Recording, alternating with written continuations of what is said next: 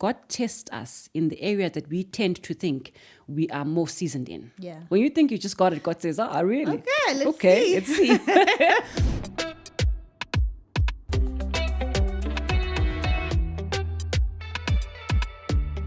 Hey guys, welcome to another episode of Wisdom and Wellness. I'm extremely excited about my guest today. I don't even know how I discovered her, but I discovered her on Instagram because she had a beautiful workout set on. So I am sitting with Amanda Mbongwa. Right? Yes, I said that's your surname correct. right. That's yeah. correct. How are you? I'm amazing. I'm You amazing, good? thanks. Yes. Do you I'm know my amazing. second name's also Amanda? Really? Yeah.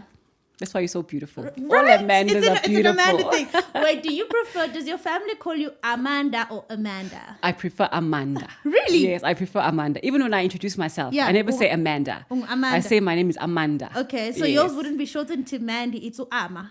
Some people call me Amps. Okay. Some people call me Mandy. Yeah. I don't like that. I prefer the Amps. Okay, cool. Yeah. Is it your first name? It's my only name. Your only name? It's my only name. Hectic. It's my second name. I used it throughout high school because I felt like people couldn't pronounce Nompumelelo. I was called Nopupelelo. Yeah. And all sorts of things. So I was just like, I'm going to be Amanda. Yeah. And then I decided, hi man, my want name my- is Mpumi. Everybody must learn I how to like pronounce that. it. All right, let's get into some icebreakers.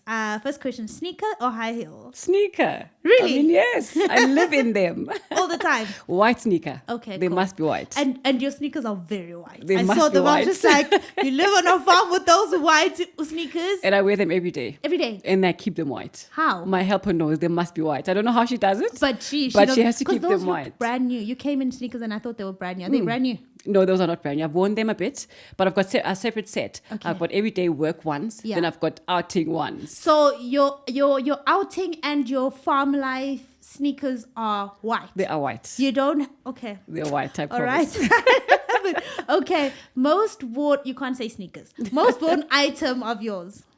Most worn item. My Fit Fanatic bra. I think it's one of my favorite bras. It's grey. Okay. I love it. It's comfortable. And I think it was the first bra that we made. I was like, oh my gosh, we can make this. This is everything. Yeah. I love it. Do you wear it only when you're doing sporty things or Even if I'm general? lounging at home. So under the shirt now, what are you wearing? A normal one, not that one. Okay, cool. One thing, I'm gonna have 4 questions for you. Okay. So this is the third one. One thing you cannot leave the house without. My phone. Okay. My phone, yeah. Are you a phone addict? I work on my phone. Okay. So I need to know where the trucks are. I speak to my drivers. So Okay. I need my phone. Okay. Yeah. And then in your downtime, how connected are you to your phone? I'm not. Disconnected. On the mountain, it's in there for safety reasons. Otherwise, I don't touch it. Got you. Yeah. Okay, last question. What's the hardest activity that you've done? Ooh. I think climbing mountains. Okay. It's very hard. You do it all the time, I though. do it all the time. It's become easy, but it's not an easy thing to do. Yeah. Yeah. Okay, which mountain's been the hardest that you've done? You've summited Kilimanjaro? No, I haven't. you I haven't. haven't. So I've only done the Drakensberg, Oh, the whole okay. Drakensberg. Okay. And the toughest to date, which is something that you can do in a day, it's Sturkon. Okay. It's Sturkon. It's a very tricky peak. It's not the highest. It's 2,800 and some odds Yeah. meters above sea level. Yeah. It's just an incline like that. Yeah. The whole. It's the whole way. Incline is you're going up, and then descent is just going down. Oh. And before you summit, you have to go through a hole. So a certain a size person can't go through that. Sure. So it's one of the most difficult ones. And I joke and say, the man who asks for my hand in marriage must climb that first. Like, prove it to me first. Before Let's you write see. the letter to the uncles, go there. Let's go there. It's the toughest. Do you plan on climbing Kilimanjaro? Do you have any of those desires? I do want to climb in the continent. Yeah. But not the typical Kilimanjaro. Okay. My first one would be Kenya, Mount Okay. Kenya. Kili would be my last one. Okay. Where's that? It's in Kenya. Oh, Kili. Yeah. Is it called Kenya? Kili? No, Kilimanjaro. Kilimanjaro. Would be But your last my one. last one. Well, I don't know the term. So more to Kili, I'm just like, okay, which one is Kili? It's Kilimanjaro, but everybody has done it. Yeah. And the people who train for Kili train in the Berg. Oh, okay. And they will tell you that Kili is not, it's the highest, but it's Yeah. not as technically difficult as the Berg. Okay. The Berg can be very technical Yeah. and very difficult. But can people like die there as well? They do. Oh, okay. We have lots of deaths. Yeah. Yeah, we do. So if you're climbing in this misty, it gets very dangerous. Sure. I actually often wondered when we traveled to Zanzibar, we Yeah. obviously pass over and we see Kilimanjaro, right? And I was excited and I said to my husband, "Oh my gosh, I actually want to climb." Yeah. Because I like outdoors and I like challenging myself. But I mean, I think I was being a bit excited. But now I think about it, that because so many people die, how do I, before you go climbing, and now back to the berg that you do you always speak to yourself, like how do you look at death? Like, do you look at it as something that if it happens, it happens, I've lived my life and I could die and I could not die, I'd be happy? Or is it it can't be me? Yeah. First of all, we don't climb mountains to die. We climb mountains to live. Okay. That's my motto. That's a good shaping. Yeah, that's my motto. Obviously, you're in a dangerous place. Yeah. So anything can happen. Yeah. You must always be safe. Yeah.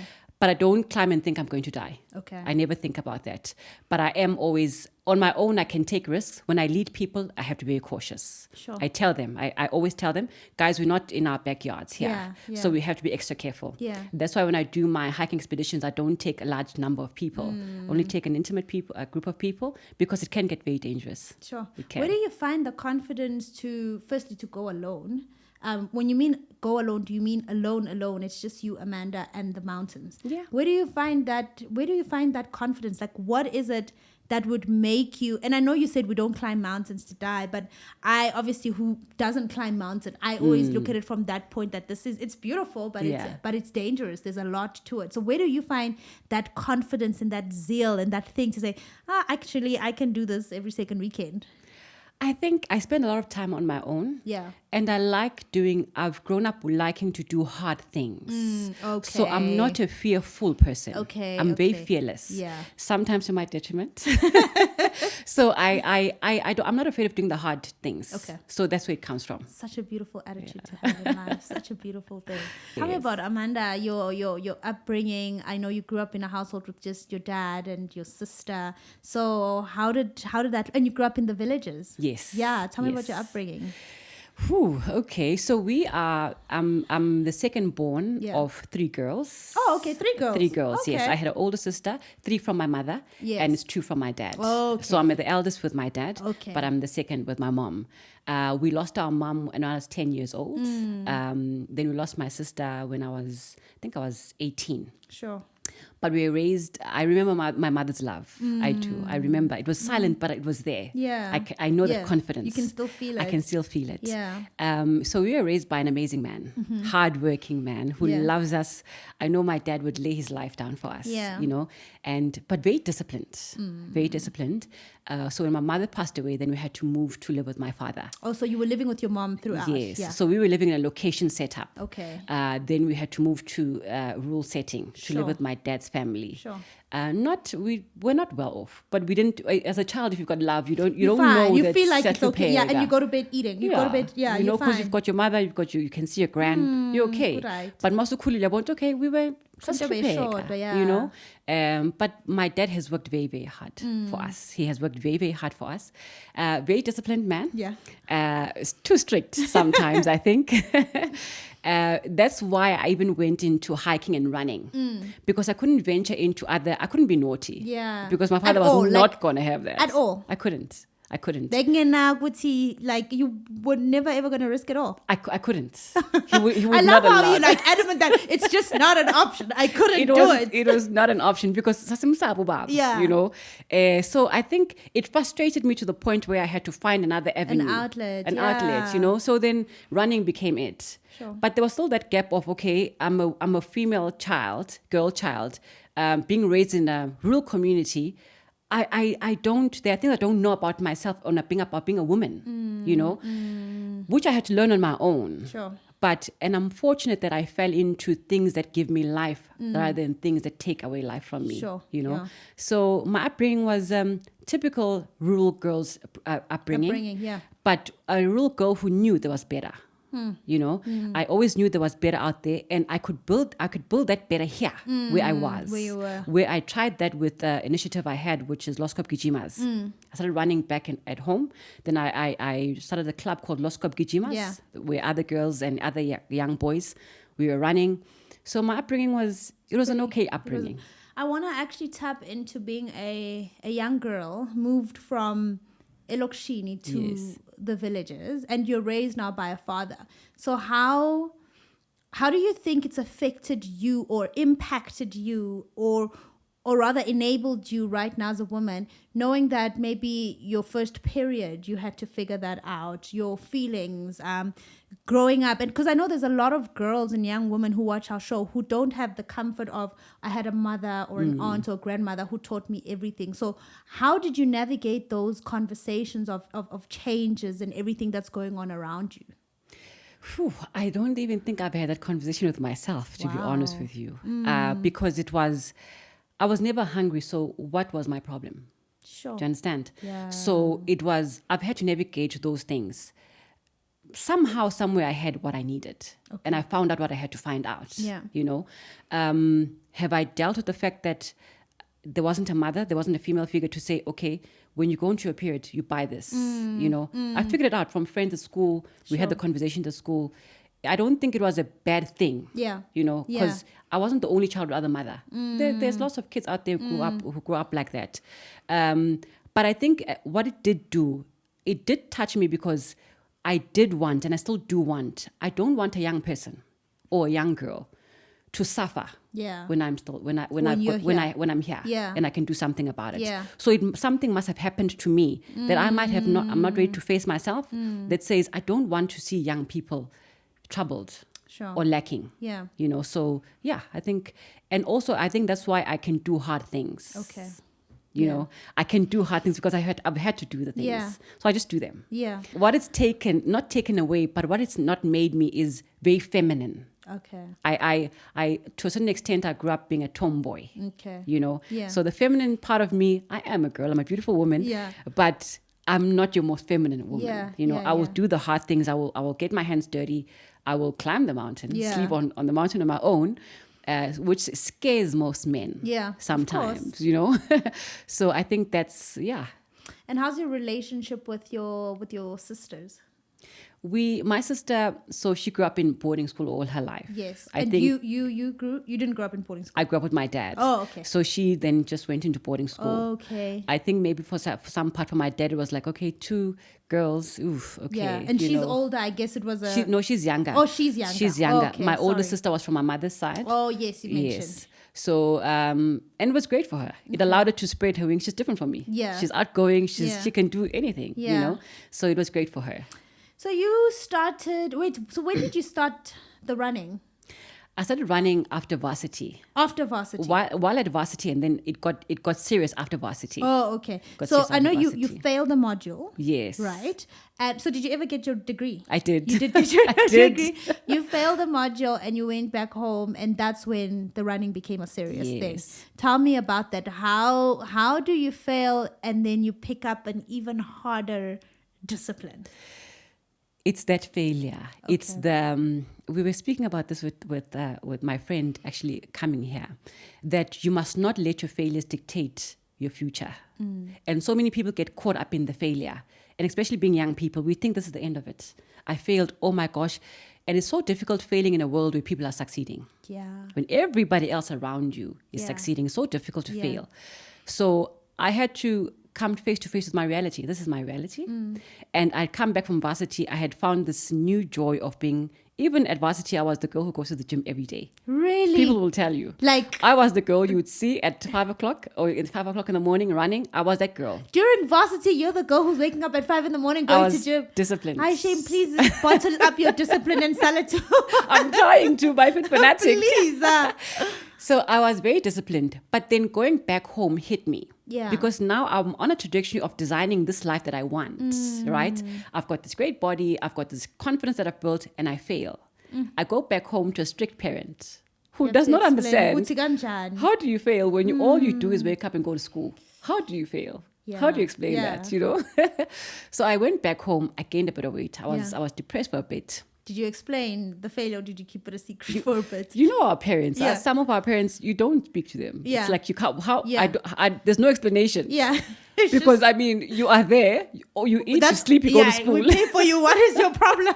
So I think then it was, and also we didn't have that relationship with my dad. Okay. Our relationship was, we love each other dearly, Yeah. but it's father and daughter. Yes. It's only now that it's become Softer. business partners, we understand each other. Okay. So at the time it wasn't that. And I'm back in the rule now. I failed. What do I do? Is this your third year? Your My final third year? my final year. What were you studying? I was doing a BCom in management. Sure. Yeah. And I failed accounting. And it's understandable. So then I got home, I'm depressed, it reminds me of the things that I'm not ready to deal with, being a young girl growing up here, wanting to get out of here. Then what am I going to do? That time running is not a big thing. That time there's no Instagram. Facebook was just starting out at the time. And who wakes up in the rural areas and gets onto the road and running? Like, who do you think you are? Who do you think you are? Yeah. And first of all, you failed. Yeah, I mean, like, go where do you study. get the nerve? What are you doing? I would actually literally talk to myself as I was running. Sure. I would talk to myself and I say, get that. I'm running so that I can be better because Sure. I know I am better. Have you ever had that run? I think I had one this morning where you're running and you just cry. Yes, It's yes. like, and you're just like, woo. But you're running and you're going faster and you're getting into it and your whole body's just like, yes, you need this release. Yeah. I've had lots of them. Climbing and running are those times. Yeah. I will go out and run and climb and cry myself out. That's actually really freeing because this morning when I was doing my run, I was so emotional and I was just crying and I was complaining and I was running and I was just like, am I being ungrateful because I can run? But it feels so good to use this because it was early in the morning and normally in morning times is my gratitude time. But I'm not grateful. I'm complaining as hell. And I'm like, oh, should I be doing this? But it felt so good to actually do that. Yeah, we must allow ourselves those emotions. It's important. Yeah. We have to allow ourselves that. So that's how, and then the running became it became my happy pill. Then I figured, because I can see the environment. Yes, we were a family where my father's working. You can see, okay, it's going to get better. Yeah. Okay. But I can see the environment that I'm in, that it's not better for everybody. Yeah, it's just it could just be us. We're employing people now as a family, it's changing.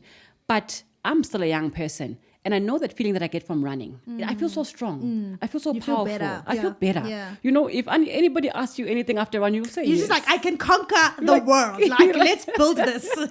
So I thought if I can share that feeling with all the young people in this community, imagine that how then we're going to feel. It takes away the jealousy of, because now I feel I'm in control of my life. I've got the power. Yes. So that was the initial reason I started Loskop Kijimas, to say I want to give this emotion to more young people in my environment. This is happening in your 20s, early 20s? Early 20s. Sure. So then I go to races. We're racing, and I think the first race I did was the Spa race. Okay. And we're running, and I come back and I'm like, okay, hi man, we can do this. Yeah. Then I get young girls to join me for training and running. Then I want them to go race with other women. Sorry, how did you convince everyone, guys, this is what we're doing, we're going running? So remember, although I'm in a rural community, but I come from a more prominent family now. So okay. So it's easy for me to convince, to say, come join me. Yeah. And also, although there are people who think, who the heck do you think you are? Yeah. There are people who think, I want to join you. Yes, yes, And absolutely. I'm more accommodating to the younger ones. Okay. I don't care about the older ones because they already concluded. Doing their own thing, But I yeah. know what the young person's going through. So yeah. if they want to be like me, I'll take them in. Okay. So then we go to, I had a double cab bakkie at the time. I'd fill them into my double cab bakkie. We'd go to races. Wow. And that's how the club started, Loskop Kijimas. And the feeling that they would get afterwards. Yeah. They would be racing against top women. Yeah. Because at races, there's corporate women, there's everybody. Who have the training and the shoes. They've got the everything. equipment, they've got everything. Yeah. But my kids, or the kids that I'm running with, are stronger. And then I remind them, innate. Yeah. And I remind them, do you know that person? And if they see somebody, I'm like, that person is the CEO of such and such a place. That woman is such and such a place. If you can run and beat them, what else can you do? Sure. Doesn't matter where you come from, Sure. but you can do it. Yeah. Right? So I wanted to expose them to that power, to that that we world. can do it. It's insane how the outdoor and nature and I guess almost extreme sports can enable you to do so much. Personally, for me, just before I started a business of mine, we went to go, the big swing in Loskop. Yeah. That's what I went to go do. Yeah. And after that, I was like, if I can go on the big swing and Yeah. not turn, there's nothing You can't do. I cannot do. And it's exactly what you're talking about, that showing people that, look, if you can beat someone it takes the mind, it takes the body, which is everything that we really need to be successful. I always say after comrades, which I don't know if I'm still going to do, I say, and I ask myself, the people running comrades, they should be top performers in all areas of their lives. But I think most are. You think so? Yeah. Yeah, because it takes a lot. It takes a lot. I mean, my brother-in-law, he just did the comrades. Yeah. And even for him, it just started as, I don't even know. I think I inspired his running. Like it was something silly Yeah. when he started running, and then he ran with it. Yeah. And he did the comrades. But even at work, like he's a top performer. He's a high performer, and he's a brilliant mind. He's available Yeah. for family. I Yeah. think you learn to juggle yourself and fit into spaces. Yes, Yeah. it does. And if you teach that to young people at Yeah, a young age, yeah. then you're creating the future of this country. This country, yeah. Disciplined people. Yeah. Because discipline is a core thing in our Yeah, lives. yeah. To succeed, you must have discipline. Yeah. You have to. You have to. I want to talk about your 20s. I'm ending. I keep referring to myself, and I never really do in interviews, but today I am, because I guess I see, maybe I see a future me Yeah. in you. But I'm almost at the end of my 20s. I Yeah. turned 29 in about 2 months. Yeah. What did your 20s look like, and what did your 20s teach you about yourself? Whew. My 20s were beautiful. Okay. I was brave. I was bold. Mm-hmm. I was focused. Eventually, after I went over the failure, I went over that, and my things lined up in my 20s. Late in my 20s, they lined up. I had my business. I had my properties. I was doing things that I enjoyed. So whatever I was speaking, I was not just speaking, but I was actually doing it, yeah. They were my 20s were bold. Okay. They were bold. They were Okay. bold. They were bold. How was your relationship with self? Did you feel like you were, and I think just even outside of the space of achievement, because I know how, I always think once you reach a certain threshold of achieving, it becomes easier to achieve more things. But Yeah. then the relationship with self becomes more difficult. Difficult, yes. So how was your relationship with self? Did you have a lot of self-acceptance, or were you very hard on yourself? How did that look like? I think I had a lot of self-acceptance because I had gone through the pain of failure. You know, I had gone through it in a very difficult way. Yeah. You know, so I was centered. I got stripped, but I was able to build myself back up again. So I loved every part of me. Okay. You know, I was like, I was in love with myself. Yeah. But my 30s changed. Okay. My 30s changed. Tell me about it. Because I believe, and I said this to somebody the other day, that God tests us in the areas that we tend to think we are more seasoned in. Yeah. When you think you just got it, God says, "Oh, really? Okay, let's see." Let's see." So, and my things were lined up, like I say. Then Yeah. I made a wrong decision. Then my life took a different turn. Like you a know. complete different turn. Yeah. But I survived that also. So I'm trying to answer you with the fact that I had a self-awareness, but it does not mean you will not slip and fall again. Yeah, I it did slip and happens. fall again. Yeah. And I stood up again. Yeah. Because I had done it before. Yeah. At a younger age, you know. Yeah. And I think that happens a lot, but it becomes easy to climb up again. Yeah. I Yeah. always say to people, don't die where you fall. Fall and rise again. And as quickly as you can. So everything I went through in my younger days, I went through it for the older me. Yeah. To be able to deal with those things better. Yeah. I want to talk more into the depression you faced after failing. Yeah. How did you know that you were depressed, or you only recognizing it now? And how long did it take you to get out of that? And the reason why I want to zone into that a little bit is because we think like you fall in a pit and you found running and you started running, and then every day after that was just bliss. Yeah. Right, which is not the case. So how did that whole process look like, and how long did it take you to finally feel like, I might just be out of this rut? I think mental health is something that's new to us as African people. Yeah. So at the time, it wasn't known as depression. Yeah. You were going through a stage. That's what Yeah. people, that's what our parents you say. stay. Uphethe stage, or uyazqhenya, or unama moods. Yeah. You know, That's the now word, where you unama don't moods. understand it. Yeah. You know, it's only now that I can see, okay, I was depressed at that point. Even my parents or people who were with me didn't understand it. You know, I didn't know I was depressed. It's only when I look back that I realized that those were signs and symptoms of depression. Yeah. Yeah. Do you feel like you still struggle mentally now, or do you think you found because of your lifestyle, you found a nice rhythm in life? I think everybody does. Okay. I still do. Yeah. I still do. But I now know what my cure is and my remedy is.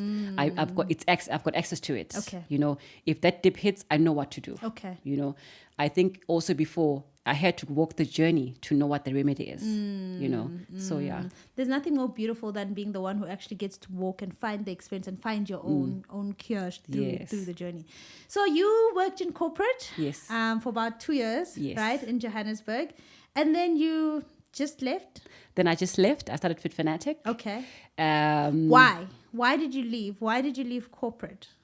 So corporate became arriving in Johannesburg for me was a different story, which I'm not comfortable to share. Yeah. It was an end of an era for me for that decision, and also I'm a very passionate person. I do everything with heart, and I could not stand the fickleness of corporate. Okay. The waking up every day to go fight a battle for somebody else. Yeah, So yeah. we're not getting along at work, So but we're why building not? a company for Vandermeer. Yeah. Why? What's the point? Yeah, You know, yeah. we have to argue, we have to be stressed. Yeah. Didn't make sense anymore, yeah. you know? And I was still young enough to move quickly. Yes, You know, I said, yes. okay, let me take this chance. Yeah, I've got the. I've got a little I bit can of money. risk, yeah. I've got a little bit of money in my pocket. I've got this passion. I know I can do it. One thing I've always had is a belief in myself. Okay. I knew I can be smart enough and stupid enough to say I can do it. Yeah. You know? And you can back yourself up. Yes. So I did that, you know, and obviously it proved as I was doing it, okay, it's not that simple, girl. It's not that simple. Yeah, it's not linear. Yeah, sometimes you'll just be like, Yeah. Yeah. So I had lots of moments where I was like, okay, now what do we do? Next. But we don't quit. Yeah. That's always been my thing. You don't quit. Yeah. Find another remedy. Yeah. Yeah. So when you leave now, corporate, you're leaving saying, are you now focusing on Loskop Kijima? No. So I'm Or are you leaving focusing on corporate Fit Fanatic? On Fit Fanatic. Fit Fanatic is a thing already. Yes. How so? So Fit Fanatic is, I'm leaving corporate because I'm going to be a personal trainer. Hectic. I did the course. I'm going to be a personal trainer. I love gymming. You love anyway. gymming, yeah. You always It's always have. been the thing I come back to. Yeah, You know? okay, And okay. Vodacom, it's a Vodacom. The gym is here. I was gymming in the morning. I was gymming at lunch. That's how hectic I was. Wait, I'm sorry. At lunchtime, you're not sitting, I'm catching up. telling you. You're going to the gym. Yes. And then what do you do after that sweat? You shower and you Shower get back and in go your for white a swim. shirt. I'm walking because at Vodacom. Yeah.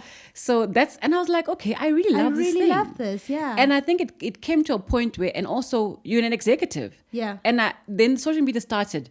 You're taking pictures of yourself doing this thing that looks inappropriate for this the role position that you you're are in, playing. yes. I could sense that, okay, now it's uncomfortable friction, yeah. for my superiors and even for me, but no, I'm not going to die down. Yeah. Because I love this thing. It gives me life. Yeah. And I thought, okay, let me do this thing. You've actually just answered my question, which I was going to ask, when you know it's time to move on. And this is not like the remedy to leave your job, but I think even to just take on something new or leave a space is when there's the passion and that friction. When there's now you're uncomfortable now and you can The time will tell you. The time will tell you. The time You will know tell it you. inside. The time will tell you, and your body will tell Your you. body. Body will tell you. One thing about our bodies, they do not It'll lie. tell you. It'll Yeah. tell you. It'll Continue. tell you. So that's what I did. Then I jumped. I thought, okay, I'm going to be a personal trainer. Had you found clients yet? People were approaching me. Okay, on gotcha. social media. So Okay. also maybe not the best reason to make a decision. So people are saying, okay, train us. I'm like, okay. Then I'm calculating, okay, this amount of money, I can live. Can do this. You know, and I've got a bit of savings. If it doesn't work out, I'll be fine. Yeah. But I'm doing it at the time when the whole, I'm not going to mention the brand. Everybody's a personal trainer now. Yeah. Because of these other stuff that they're taking, they're selling you this. Yes. Everybody. Oh, yes, 100%. You just snatch up and then Just you'll like, train train people. people, yeah. You know? So it's a difficult time and people don't make informed decisions, most of the people. They'll go with the trend. What the trendiest thing, yes. You know. So I figured, okay, this is not going to work. Yeah. Then I thought at the time, there wasn't anybody who was doing activewear. But I wanted to be in the space of fitness. Yeah. I wanted to be. Supplements, I thought I'd know nothing about supplements because I was not using them myself. So I can't advocate for something I you don't know. use, yeah. You know. Then I thought, okay, fitness wear. Fit Fanatic. The word sounds good. That's going to sell. Okay. Then I start buying. I'm going to mention this here. I love how your face is just lighting up. Then I start buying stuff from the retailer that we are now at. Love it. And then I rebrand the stuff. No. Then I sell it. Were you lying? I So what swear. do you mean? Would you cut out the labels? Yes. And for some of it, I wasn't cutting out the labels because they've got that stamped, they've got that ironed labels yes. inside. So I Yeah. wasn't doing that. I was doing it properly. And then I would brand our stuff outside. But I was going with them because of the quality. Okay. Already I knew this is the quality that I want Yeah. for my apparel. So I swear to you, at Mall of Africa, they knew me. They knew I would come by you coming to this stock now? batch. Were you not scared to go to buy like the? I didn't think that far. You're just I like you're just thought- pushing passion, ma'am. I thought, man, they're getting sales. yeah, I'm You buying know? it. Yeah, sure. So and people would buy them from They you. were and they still wear them. I love it. The girl who was doing my makeup today, Yeah. I knew her when I was still in Johannesburg. Yeah. She's like, I still got the top. I'm like, I was right on the quality. So I did that for a bit of time. Then I figured, okay, I can't be. Then I became awoke to the fact that no, I can't be Yeah. co-branding Yeah, and stuff. It's yeah, not the right thing. yeah. Then I looked at the whole China thing. Yeah. But it wasn't what I wanted, Yeah. you know, because at the time also the sizes were not correct. I didn't understand very how, little control. Yeah. you know. But also I wanted to be unique. I wanted my stuff to show who I am so that I can be proud to say, this is my items. This is my product. Then, I can't design, but I know what I want. I got a graphic designer. They would design the items for me. Then I learned, okay, you can sublimate, you can print your own fabric. Okay, then I learned and I learned and I learned. Okay, then I found a distinctive thing. I'm like, okay, this is why I'm going to win. Because it's going to have my touch on it. If it's got my touch, then it's going to succeed. What is your touch? Passion. Okay. That's my touch. Yeah. My touch is passion and service. Okay. Everything I touch, and I believe my hand multiplies. I believe that. So I found that, and I did a couple of things. Great stuff, in fact. We printed the stuff, and it was selling. I'm still sitting on what you just said. I'm so sorry. I believe my hand multiplies. Yes, I do. I believe my hands multiply. Yeah. So I did that, but then there's a thing about being passionate and then going back to my failed module of accounting. I was heart and not sense. Yeah. I was a lot of heart. Yeah. And I was That's saying, as long very as common, I was very like, things are common. moving, but I was not counting the cents. You know, and I just kept on putting in all the money. But from the beginning, I didn't count the cents thoroughly. Yes, I was like, okay, money's coming in, money's going out. It's fine. But I wasn't looking at sustainability. Yeah. If it's smart, You're doing a now thing. you know, Yeah. I'm like, okay, if people are buying and selling, it's fine. That didn't work out. And I think after a year, I was like, okay, I'm not making any money here. So I'm not going to grow. And why am I not going to grow? Because I can't sell this thing at a higher price, but I can't get it made cheaper. So what do I do? What's my problem? You know, what's my solution? And then obviously you speak to people, and then you read and you listen to podcasts, you listen to videos, and then you're like, okay, maybe I should make it myself. How difficult can it be to make it tight? I mean, really, surely. it's And I've simple. got an aunt who sews pinafores. I mean, really, yeah. it's just different fabric. Little did I know that there's a technicality to it. You need a different machine that does different kind of stitching. You need different kind of cotton or thread. But I kept showing people. I would take Nike tights, Yeah. and I'd like, I want the stitch. Yeah. But people didn't know what the stitch was. Yeah. It's a cover seam. And I was like, what machine is this? What machine does this? And eventually I found out it's a cover seam machine. Then we'd use, and this is a funny thing, we'd use normal cotton, but it would not get the stitch as the Nike tights. Yeah. It took me a while. Then somebody said to me, no, man, you need to use floss. You know, and I'm like, floss, but floss, is it floss for your teeth? But it's a different kind of thread. Sure. So all of those things I'm learning as I'm going along. Process, yeah. So I got all the machines. I got to understand what machine works. I got to understand what fabric. I got to understand what thread I must use. And then I built my own little factory. Just like that. Just like that. How did you find your client? I was very lucky. I think people love me. Okay. I'm very fortunate, Yeah. and I appreciate that. Yeah. People warm up to me. Yeah. A lot. Yeah. And also that's the confidence I had when I started the brand. I was like, it's difficult not to like me. If you don't like me, then Maybe someone's the problem. So I had that confidence. Yeah. It wasn't an arrogant thing, but I Yeah. had the confidence. It's No, a people confident like thing, me. yeah. And people have. I've got clients that started with me from the beginning, and they're still following me. They're still investing in us. Sure. So your story or your brand is not, and your client is not based off social media. Is social media just an addition to your client base, or is that where you kind of set your name? That's where it started. Oh, okay. That's where it started, because I think what I did right in terms of for myself, but not for brand, was I became my authentic self.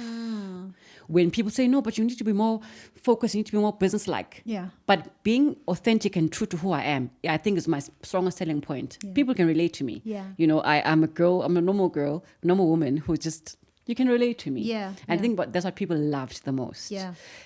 So that carried us. I've got people, like I say, from when we started the brand.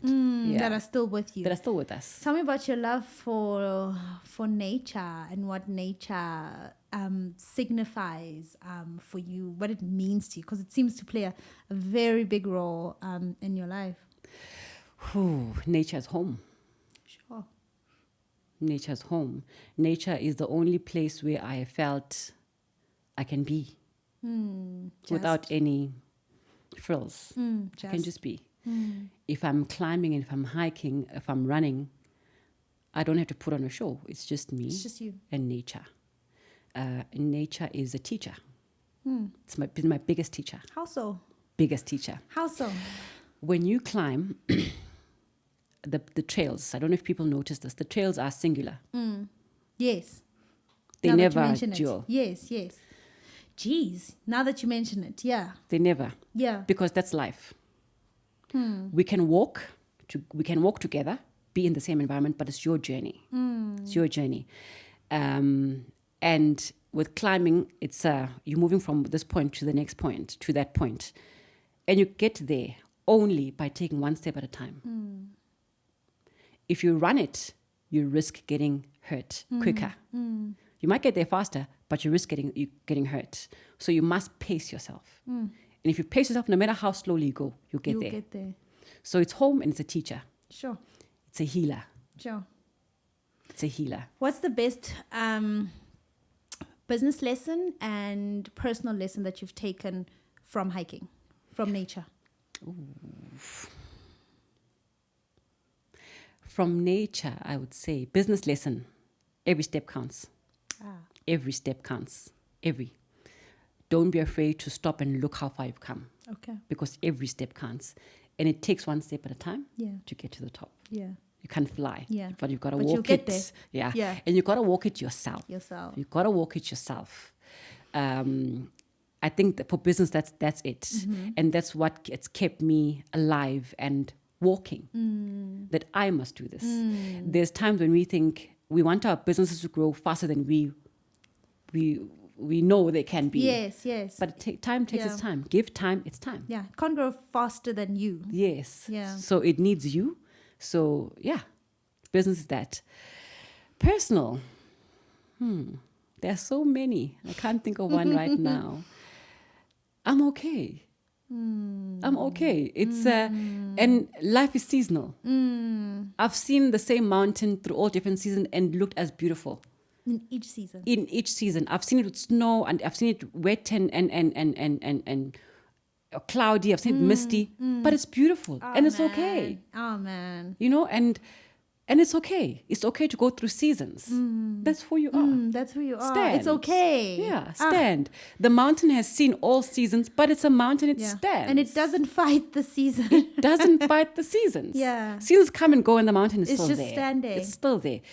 Some seasons make it more beautiful to a different eye. But it's beautiful nonetheless. Beautiful nonetheless. You know, so I think it's taught me that I'm okay. Yeah. I'm okay. How do you define spirituality?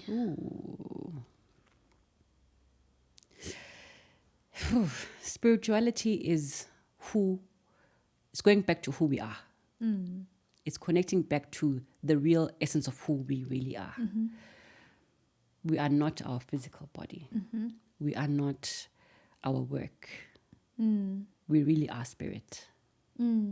That's why we can feel the energy in the room and feel something is not right. It's who we are. And I think, unfortunately, many of us are not awake to it because it's not understood. I don't think even somebody going through it understands it because it's so big.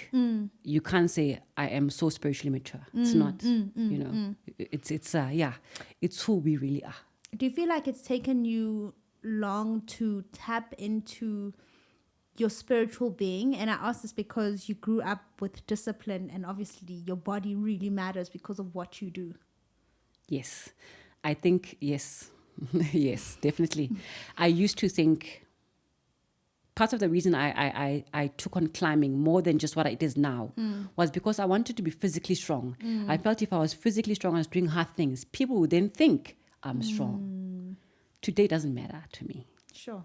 Today I know that my body it's okay if I gain a bit of weight. I'm going through a season. Sure. But my spirit is something different because I've grown in that. It's that's the one thing that I must care about mostly. If that is okay, it'll take care of everything else. Because if our spirit is not okay, we could be in the best shape of our lives, business could be thriving, but man, yes, you doesn't won't matter. appreciate it. Doesn't matter. You won't appreciate it. So yeah, I think my growing spiritually, I've also seen with my relationships, I'm not afraid to walk away from things that are not mine anymore. Does that come with age? I think so. I think so. I'm not afraid. Before I used to be afraid that if certain people leave, certain things are going to change. Yeah. But you think maybe I'm not going to be able to do it. No, but it's you. Yeah, it's you. It's you. You It's can you. do it. You started it. Yeah. You'll finish it. Thank you so much for watching today's episode. I hope it was impactful and that you enjoyed it. To check out the full episode, all you have to do is become a Wisdom and Wellness member by clicking the join button. If not, you're more than welcome to catch the full audio version on any of your podcast platforms. Thank you for watching and thank you for being a Wisdom and Wellness member.